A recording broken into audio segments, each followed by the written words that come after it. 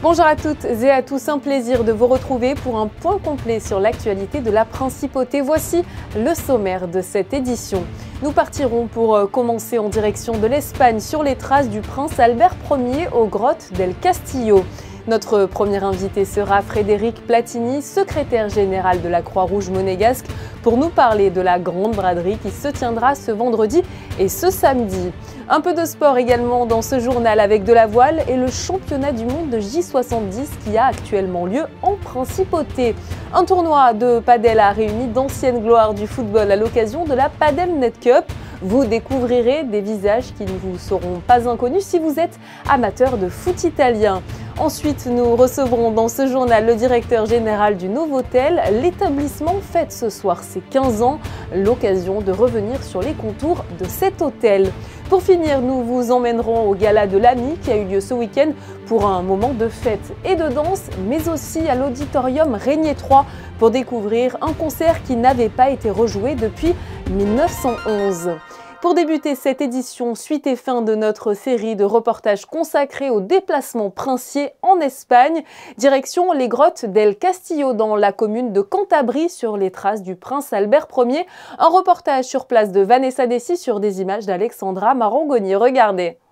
Situées sur le versant nord-est de la commune de Cantabrie, les grottes del Castillo font partie du site réunissant la plus riche communauté au monde de gisements archéologiques du Paléolithique supérieur. On a la représentation de tous les cycles artistiques paléolithiques depuis le début, aujourd'hui on sait que c'est à peu près 40 000 ans, et avant le présent, jusqu'à la fin que c'est un peu plus 11 000 avant le présent. On est toutes les périodes, tous les styles, toutes les techniques, tous les thèmes.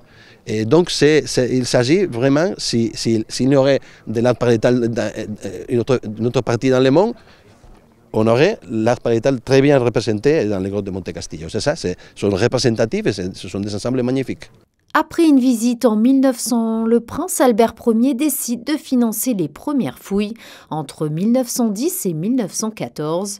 Il constitue par la suite un important groupe de recherche entouré des meilleurs scientifiques de l'époque. C'est extraordinaire de pouvoir rendre hommage au prince Albert Ier qui a été vraiment un instigateur, on va dire un promoteur de ces fouilles ici et de la découverte de ces grottes avec, bien sûr, avec Marcelin Boulle, avec l'abbé Breuil, avec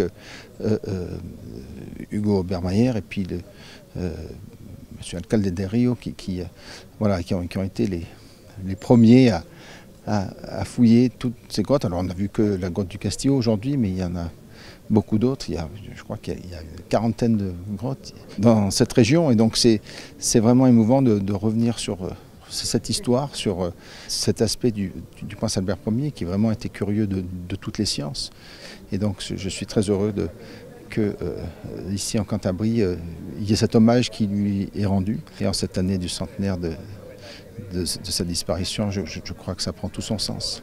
Le centre d'interprétation portera le nom de Centre rupestre Albert Ier de Monaco. Ses portes ouvriront au printemps prochain.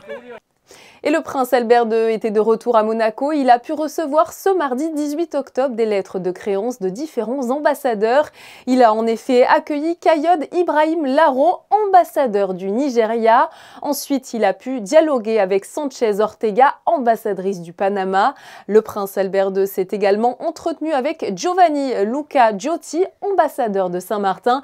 Et pour finir, c'est Inde Manea Saed Al Otaiba, ambassadrice des Émirats Arabes Unis, qui s'est rendu au palais pour rencontrer le prince Albert II.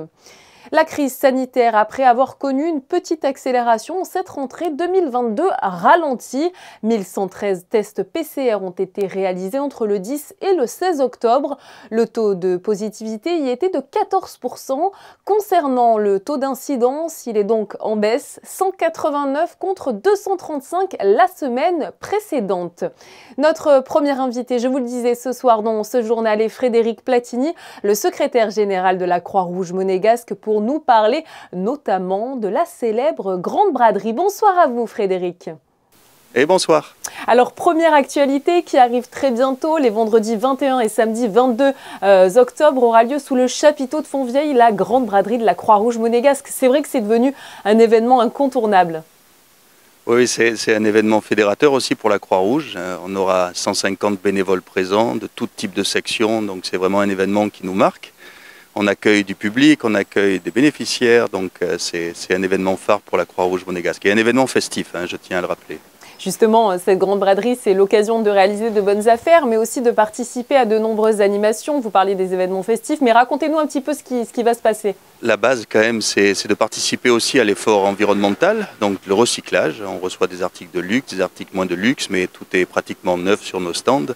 On a chaque année un public qui grandit et qui grandit. Et au-delà, je dirais, de la vente propre, il y a aussi une tombola qui est organisée. On a plein de partenaires sur Monaco, les Thermes Marins, l'Automobile Club de Monaco qui nous offre des lots. Donc c'est un moment de partage. On a aussi un atelier pour la jeunesse qui sera aussi présent à la braderie.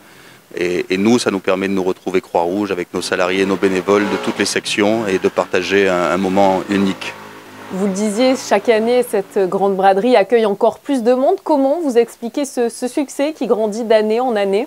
Je pense que c'est aussi l'air du temps. Quand on voit des sites internet comme Vinted qui aujourd'hui sont des sites qui réussissent, le recyclage, tout le monde a pris conscience de l'urgence environnementale, recycler et venir chercher des articles de luxe sur Monaco, c'est quelque chose qui fonctionne bien. Et après, derrière, il y a l'atmosphère que met la Croix-Rouge avec nos bénévoles qui sont tous souriants, donc on n'est pas dans, je dirais, dans quelque chose qui est agressif, mais dans quelque chose de festif. Pour cette édition 2022, on vous retrouvera au chapiteau de Fontvieille. Alors, c'était à l'espace Léo Ferré, puis on a eu l'expérience du Covid, où pendant une année, on n'a pas pu organiser la braderie. Donc, on est passé de l'espace Léo Ferré, qui nous accueillait très bien, au chapiteau. Le chapiteau nous permet de le faire sur 2 jours, avec une logistique et une circulation pour les gens il y a plus d'espace. Donc, c'est moins crowded, je dirais. Donc, ça nous permet de vraiment faire la manifestation qu'on a envie. L'année dernière, ça a été une année record pour la braderie, puisqu'on a récolté plus de 95 000 €, alors qu'avant on tournait entre 60 et 70 000. Donc cette année, on espère bien dépasser les 100 000 € de récoltés pour la Croix-Rouge. Quels sont les autres événements qui vont être organisés par la Croix-Rouge monégasque avant cette fin d'année 2022? On vous sait très actif. Alors l'année 2022 pour nous, Croix-Rouge monégasque, elle est sous le signe de la présidence du souverain. Ça fait 40 ans qu'il préside à la destinée de la Croix-Rouge, qui mobilise toutes les énergies, qui met du positivisme partout où on a besoin de mettre du positivisme. Et on a envie de lui rendre un bel hommage en fin décembre. Dans l'actualité également, un mot sur cette collecte de fonds organisée pour les personnes toujours impactées par le conflit en Ukraine. On a eu une urgence en début d'année. Clairement, l'urgence, je dirais qu'elle est toujours là. Il y a des gens qu'on continue à aider, mais une grande partie des personnes qui sont venues sur Monaco sont reparties de Monaco. On a de l'urgence sociale aujourd'hui. Notre service social a beaucoup de demandes, mais pas que des populations ukrainiennes, aussi des populations résidentes et surtout limitrophes. Justement, plus généralement, pouvez-vous nous rappeler un petit peu toutes les actions de la Croix-Rouge monégasque? Vous l'avez dit, mais qui a un spectre d'actions vraiment très large. C'est un spectre qui va du secourisme, où on est le seul organisme agréé en principauté pour délivrer des formations, et puis on participe à tous les événements sur Monaco. Cette année, on a eu quand même 3 grands prix, plus le football, plus le basket, plus tous les événements culturels. Au social, ça c'est les 2 gros piliers de la Croix-Rouge monégasque, mais on est présent dans les maisons de retraite, on est présent auprès de la jeunesse et on fait de plus en plus de liens intergénérationnels. Je voulais juste dire que les recettes cette année de la braderie iront justement à ce lien intergénérationnel. Ça veut dire des jeunes qui visitent des personnes âgées dans les maisons de retraite et qui font des ateliers avec elles. Et à côté, on a aussi une section internationale, on a de la communication. Donc on est, comme vous dites, on a une foultitude d'activités et on ne voit pas l'activité décroître. Alors, dernière question, comment vous aider si l'un de nos téléspectateurs veut aussi apporter sa pierre à l'édifice? Il peut faire des dons à la Croix-Rouge monégasque, il peut nous emmener des vêtements et les retrouver et les réacheter pendant la braderie et les remettre après à disposition de la Croix-Rouge monégasque.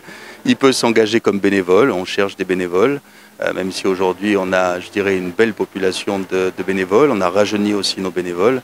Donc il y a plusieurs manières pour s'engager auprès de la Croix-Rouge monégasque.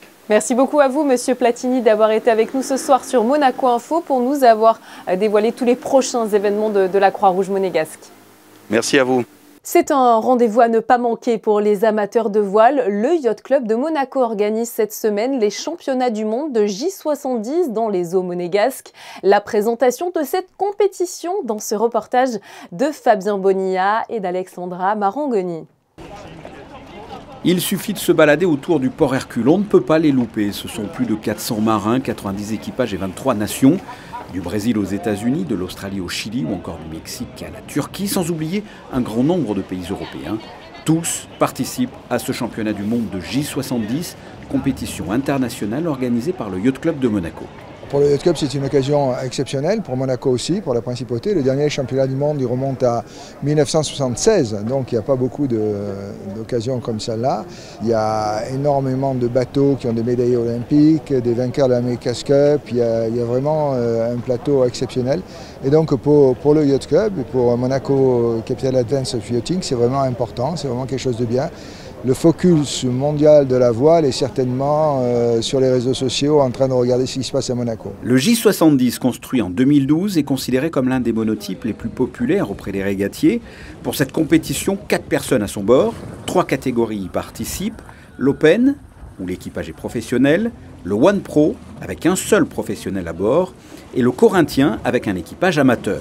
Tous bénéficieront des mêmes conditions météo dans les eaux monégasques parfois complexes. La particularité de la Méditerranée, c'est que c'est quand même très changeant. C'est un plan d'eau un petit peu capricieux quand même. Et on a la particularité d'être habité par la grosse chaîne de montagne qui est juste derrière nous, qui simplifie pas toujours la vie. Mais on va dire que c'est un plan d'eau tactique et qui demande pas mal d'anticipation. 400 navigateurs s'affronteront toute la semaine, dont Pierre Casiraghi, vice-président du Yacht Club de Monaco et fondateur de la Team Malizia. En tout, 9 équipages monégasques participent à ce championnat du monde. Il faut dire que je suis heureuse de représenter le Yacht Club avec les autres membres de la classe monégasque parce qu'on a vu une organisation irréprochable du Yacht Club. Pour moi, c'est le 3e championnat du monde et le 2e championnat d'Europe que je viens faire pendant toute l'Europe et je n'ai jamais vu une organisation comme ça. La compétition se déroulera toute la semaine sur une dizaine de manches pour s'achever au Yacht Club ce samedi à 19 h avec la remise des prix. Hier soir s'est tenue la 66e cérémonie du célèbre Ballon d'Or. Alors que Karim Benzema a remporté le précieux sésame, d'autres se sont illustrés pour leur contribution sociétale. Le prix Socrates a été créé par le groupe L'Équipe et par l'association Monégasque Peace and Sport. Il récompense les meilleures actions solidaires menées par des footballeurs. Et c'est le joueur du Bayern Munich, Sadio Mané, qui a reçu hier soir ce prix pour la première fois de l'histoire. Au cours des dernières années, il a soutenu la construction d'un hôpital et d'une école secondaire à Bambali et il a soutenu de manière significative les efforts du Sénégal dans la lutte contre la Covid-19. Bravo à lui! C'était le lieu où tous les fans de foot italien devaient être ce week-end. Le tennis Padel Soleil a accueilli la Padel Net Cup, un tournoi entre anciennes gloires du calcio. Yannick Debever et Julien Laugier ont suivi pour vous ces matchs prestigieux. Après avoir régalé sur un terrain de foot, c'est désormais au padel que les légendes du foot italien s'épanouissent. À l'initiative de Digital Beats, dont Francesco Totti est l'ambassadeur, la Padel Net Cup a réuni pléthore de stars pour la promotion du partenariat entre la marque et la Fondation Prince Albert II. Ça fait depuis quelques mois qu'on a établi une relation entre la Fondation de Prince Albert, ici à Monaco, avec la technologie de Digital Beats, pour en fait commencer un parcours ensemble. C'est très ambitieux dans les prochains mois et prochaines années de faire connaître la technologie blockchain à travers des valeurs en commun entre la Fondation Digital Beats et la Fondation de Prince Albert. De chaque côté du filet, des champions du monde et des vainqueurs de Champions League. Quelques années après avoir arrêté leur carrière, c'est toujours un plaisir pour ces compétiteurs de retrouver d'anciens adversaires. Et peu importe si le terrain change, il reste toujours un point commun entre tous les sports. Many people think about football and also about paddle, about the legs, but if you play without mind, you are dead. On est là pour s'amuser, tout le monde veut gagner bien sûr.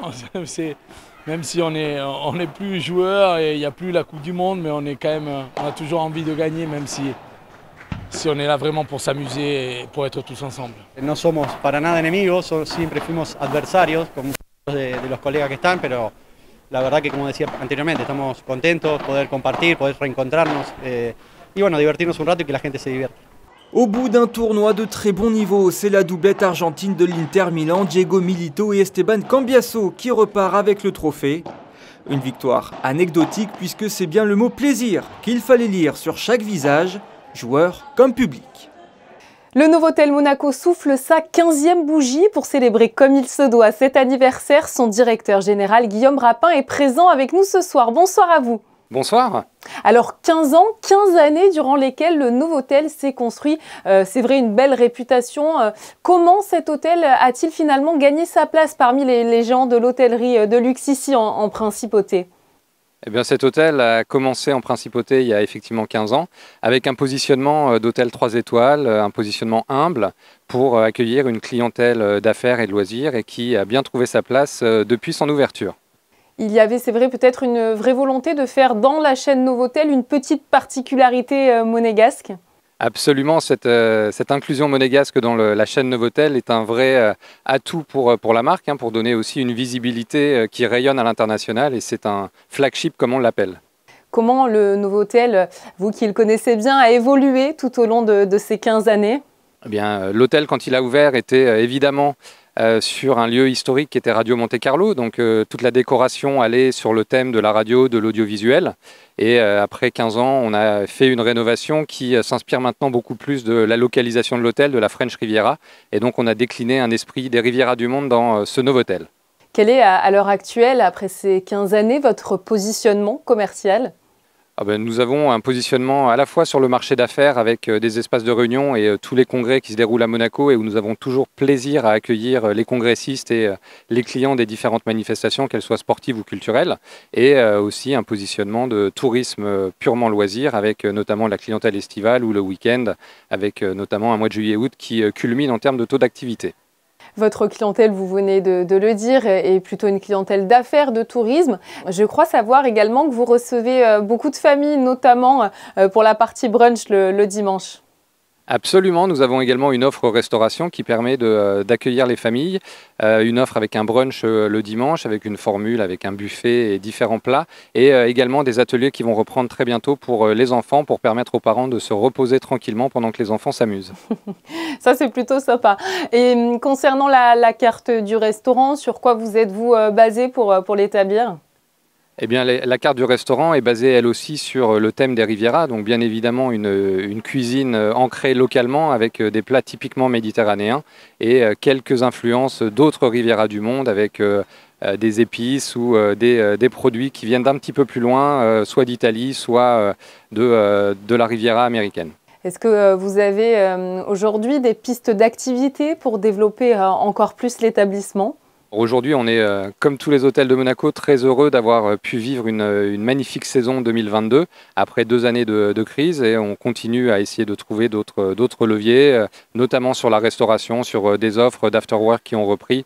Et c'est vraiment la vocation de continuer à faire que la restauration soit le cœur de l'activité de l'hôtel. Un mot sur les événements, les grands événements qui se tiendront au Novotel dans les semaines à venir avant cette fin d'année 2022. Le premier événement, c'est bien évidemment ce soir. Nous soufflons les 15 bougies de l'hôtel.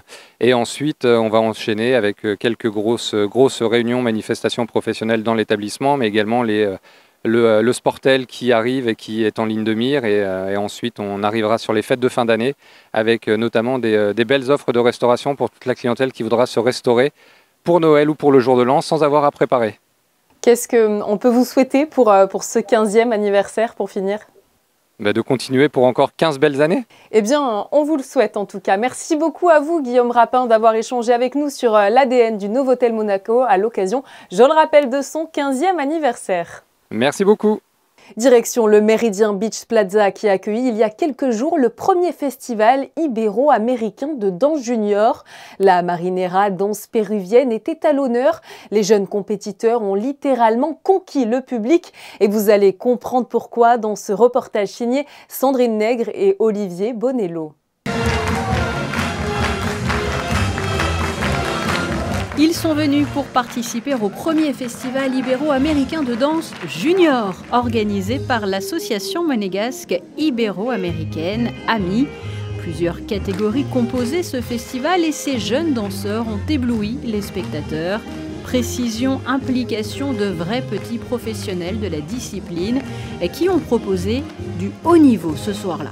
L'objectif, c'est de pouvoir montrer notre culture au niveau de la danse et pouvoir présenter un festival, le premier festival ibéro-américain à Monaco. C'est notre première, mais chaque année, un pays, ça sera à l'honneur. Aujourd'hui, c'était le Pérou. C'est des enfants nés en Europe, des parents mélangés parfois avec des Européens, des Péruviens, des Colombiens, des Équatoriens aussi.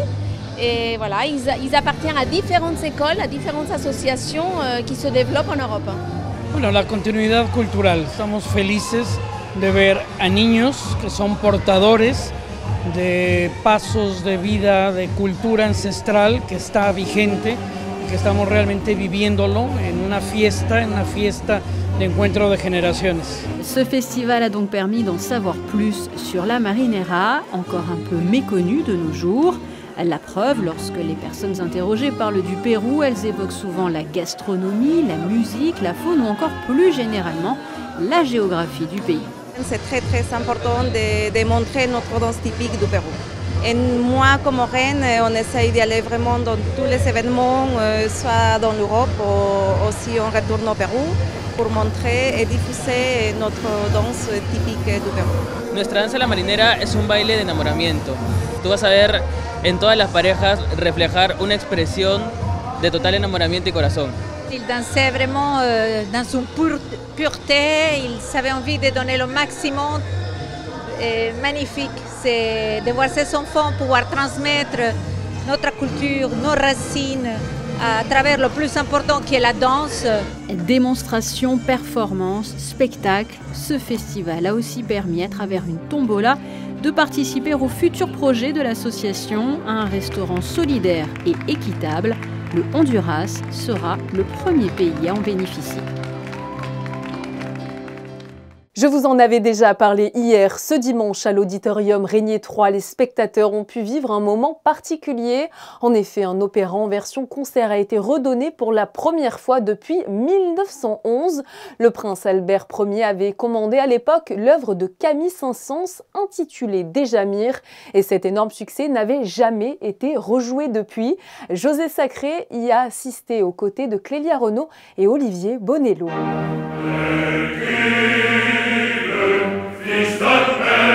Commande du prince Albert Ier à son ami le compositeur Camille Saint-Saëns, l'opéra Déjamir a été créé le 14 mars 1911 à l'Opéra de Monte-Carlo avec un succès public et critique total. Malheureusement, le contexte particulier de l'époque et le déclenchement du premier conflit mondial ont empêché cette œuvre d'entrer au répertoire des maisons d'opéra. C'est donc une véritable renaissance qu'ont proposé le 16 octobre l'Orchestre Philharmonique de Monte-Carlo et la Fondation Bruzane avec les chœurs de l'Opéra de Monte-Carlo et une brillante distribution en offrant, en version de concert, une seconde vie à Déjamir de Saint-Saëns, avec, en plus, un premier enregistrement mondial réalisé pour la collection Opéra français Bruzane Label. Le Palazzo Bruzane est une fondation privée qui a été créée par le docteur Nicole Bru et qui a pour mission la redécouverte de la musique romantique française oubliée. C'est-à-dire en gros des années 1780 jusqu'à la Première Guerre mondiale, sachant qu'au-delà de Berlioz, Debussy ou Ravel, il y a des milliers, je dirais même des dizaines de milliers d'œuvres et de compositeurs à faire réentendre.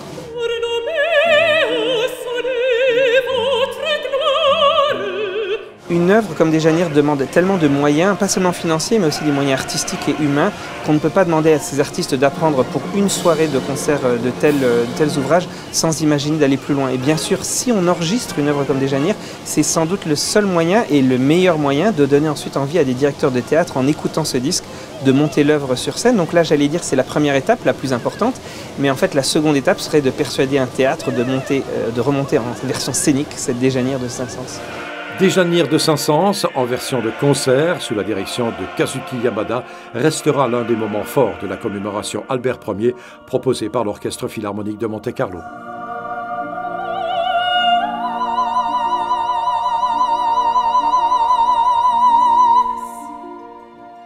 L'association monégasque pour la connaissance des arts vous propose une série de 5 conférences intitulées Désir d'aventure. La première du cycle a eu lieu hier soir au Théâtre des Variétés. Elle parlait de l'itinéraire de Paris à Jérusalem pour découvrir le Levant par Chateaubriand. L'artiste permettra d'ailleurs à l'Europe occidentale de redécouvrir le Levant, bien difficile d'accès jusqu'alors et oublié depuis la fin des croisades. La prochaine conférence aura lieu le lundi 21 novembre, toujours au Théâtre des Variétés, et aura pour thème les musées et l'aventure maritime, comment faire vibrer les collections. Vos prévisions météo avec Frédéric Hélion, c'est tout de suite, et il a encore une fois de bonnes nouvelles à nous annoncer. Bonsoir à vous Frédéric. Bonsoir Julia, les jours se suivent et se ressemblent. Il fera beau mercredi avec du soleil présent du matin au soir. Quelques nuages apparaîtront au fil de la journée, mais ils se disperseront rapidement. Les températures seront comprises entre 17 et 23 degrés, ce qui est toujours assez élevé pour la saison. Mercredi 19 octobre, vous pourrez souhaiter une bonne fête à tous les Rennais. Ce soir, la Roca Team se mesurera au Maccabi Pleitika Tel Aviv pour la 3e journée d'Euroleague. Le match est d'ailleurs à suivre en direct ce soir sur Monaco Info à 20h05. À cette occasion, Stéphane Dana, notre photographe, vous propose une carte postale de Tel Aviv, direction les plages mythiques de la ville. C'est la fin de ce journal, on se retrouve demain pour une nouvelle édition. Je vous dis à très vite évidemment sur Monaco Info.